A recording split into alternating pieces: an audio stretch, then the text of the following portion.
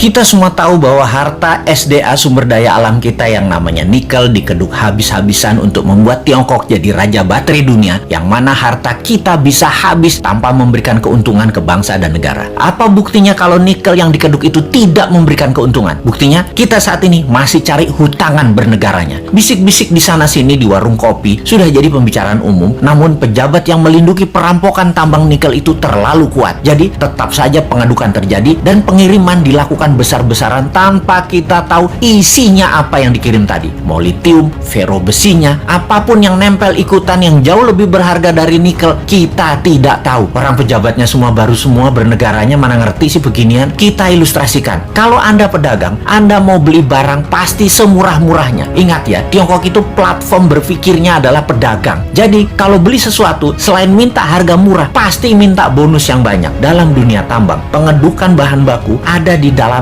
masih all in. Semuanya masih ada. Mulai dari barang berharga, katakanlah nikel, ada juga impuritiesnya atau barang yang tidak pure atau barang yang tidak murni atau barang yang tidak diperlukan seperti tanah dan lain sebagainya masih tercampur. Lalu dibersihkan, macam-macam cara pembersihannya. Ada di leaching, diproses. Tujuannya untuk membuang barang yang tidak dibutuhkan. Katakanlah 75% terbuang, tinggallah 25%. Kalau dibawa 100% ke Tiongkok, yang 75% tadi adalah taiknya tambang yang nggak diperlukan. Taiknya mah tinggal di Indonesia aja. Makanya sekali lagi, taiknya dibuang di Indonesia aja. Kalau tadi dari 1 ton produksi tambang nikel ada 2% kandungannya. Setelah diproses tinggal 20%, nikelnya tetap 2%, tapi bukan dari 1 ton, dari 250 kilo. Nah, dalam 250 kilo ini ada fero juga, ada litium juga, ada macam-macam yang dibayar yang paling murah. Yang dibayar apanya? Nikelnya doang. Feronikel, nikel laterit, dan banyak lagi unsur logam dan mineral yang sudah disarikan tidak dibayar oleh Tiongkok. Kita asli bernegara nih bodoh memang, dan penjajah perampok itu dikasih karpet merah lagi, dilindungi, dan tidak ada yang sadar. Kalau ada yang sadar, maka segerombolan buzzer pecinta cuan anti NKRI mulai memecah belah bangsa dan mencari sisi positif yang kecil dibesar-besarkan dari sisi bosnya, tapi mencari sisi buruk, pengkritisi tanpa solusi, dan diputer-puter beritanya agar rakyat tahu pengkritisi itu dosa. Apa yang terjadi kalau hal ini didiamkan dalam jangka pendek? Bukan dalam jangka panjang ya, pendek ya. Negara kita akan miskin, pejabatnya makin kaya, rakyat nambah lapar. Kita hanya mengingatkan arahnya nantinya. Sebagai contoh sejarah kebodohan penguasa atas kelolaan sumber daya alam, kita mau kasih ilustrasi. Ada 3 negara yang akan kita pakai jadi contoh kali ini, yaitu Nauru, Venezuela, Zimbabwe. Fosfat oil business berliannya Zimbabwe. Nauru di tahun 1980-an, negara dengan 7.000 populasi adalah negara yang sangat kaya, bahkan negara terkaya di dunia. Nauru adalah salah satu negara di selatan Pasifik. Nauru menghasilkan fosfat, bahan baku untuk pupuk. Saking kayanya, semua warganya digratiskan untuk melakukan apapun, sampai keluar negeri dibayarin pemerintah, diongkosi. Dan ada joke di sana, dolar itu hanya toilet papers. Dan ini bukan kiasan, dipakai beneran untuk ngelap pantat beneran. Lalu hasil alamnya ternyata habis 20 tahun kemudian, dan Nauru saat ini menjadi sangat miskin ya.